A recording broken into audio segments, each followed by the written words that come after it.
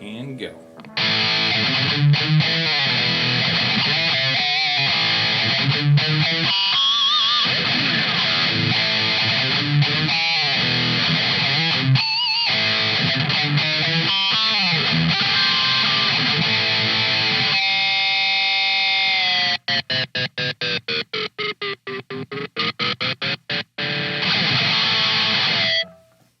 Hey, my name is Buzz. They call me Wannabe. Today I'm going to show you how to make your own custom Eddie Van Halen Signature Series guitar without breaking the bank and without doing it like everybody else. Stay tuned. Let's see what happens.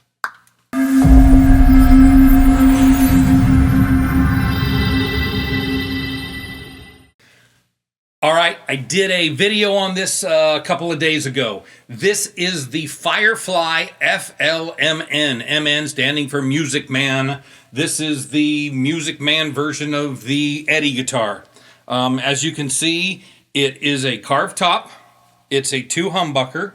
I've changed quite a bit, so I'm going to talk real quick about the things that I had to do, first of all, to make this guitar awesome. The only things I had to do to make this guitar awesome, put a tremolo maybe in the back, which I did. I had to lower the nut just a little bit.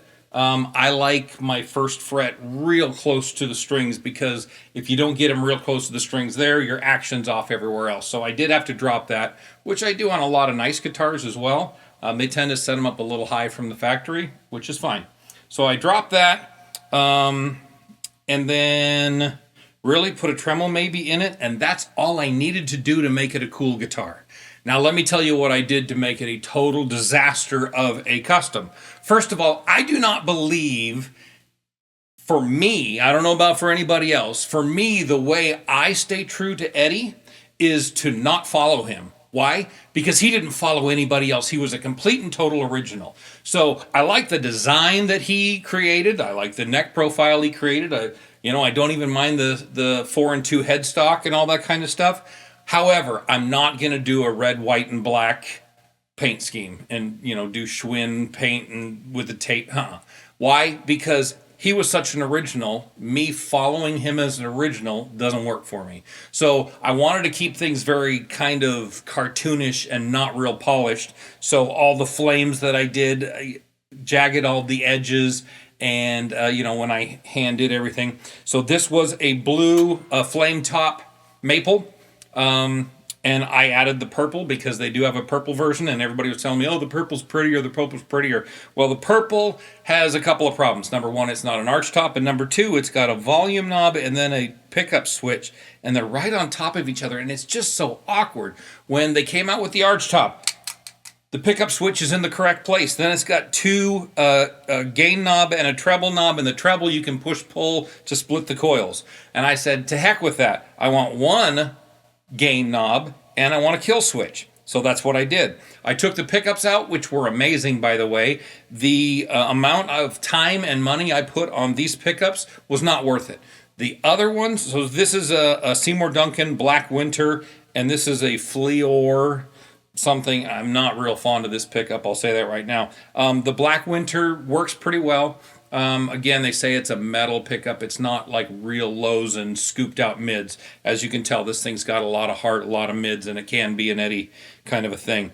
It comes with a Floyd Rose. It says Floyd Rose on it. I'm not exactly sure that it's a real Floyd, but it says Floyd. I did take the shim out of the neck when I bolted it back on, so now the Floyd sits lower, which now it had a 37 mil plate on the back, and I put a 32 on. That way it doesn't hit the back plate anymore, and it contacts just fine with the tremolo maybe, and everything was cool there. I put pickup rings on it. I polished it up a little. I do have a pickup a knob that's going to be kind of cool for this. And then, again, 5150 meant a lot to Ed. Great. It doesn't mean a lot to me. Now, I do love Ed. I love his playing. I love his guitars. I love everything about the innovation that he made. 5150 doesn't mean anything to me. So again, to be true to him, I was an original. I put the numbers back here, but I put 1320. Anybody that knows me knows 1320. 1320 is how many feet are in a quarter mile. Quarter mile is the drag racing that I do. So that's what that's all about. That right there is my guitar. If you have any questions, concerns, or you want to find a way to do it yourself, let me know and I'll show you the details. They do have, and you go to guitaristgarden.com, and they do have on occasions a white version of this, and you'll tell it's the arch top because it's got the pickup selector here and the two here rather than the flat top, which is the purple, and it's got the two right on top of each other. And if you wanted, do the couple of changes, keep the standard pickups in them because they are that good. They're good enough just to run it. And then you get your own can of black spray paint and red spray paint and do your own stripes. You could do it for 10, 15 bucks and it would be amazing. And this thing, because it's got stainless frets, because it's got it says it's a caramelized neck. I'm not 100% sure on that, but it is a nice dark maple neck. It's a good feel. It's matte finish on the back. The fretwork's nice. No jagged edges. Everything's ball end rounded on the sides. Again, truss rod didn't need much. And the neck is nice and straight. It plays great, sounds great, feels great, not real heavy. So, yeah, it's a 4-piece mahogany body. You can tell that by looking, show some pictures maybe. But it is, without a doubt, 4-piece mahogany body. But for, $250, $270 delivered to your door, I don't know that you can beat it. Any questions, concerns, flames, comments, tell me I'm ugly, feel free to just drop those in the comments. If you have anything else, I've got a couple of brand new ESPs on my way, so I'm going to be doing a couple of write-ups on them, and then I'll probably be out of stuff to do, and so I'll be bored. So if you have any ideas, let me know. If not, let me know. I'll put a couple of pictures up on this, but yeah, that's what that is. Hey, thanks for watching. Keep on rocking.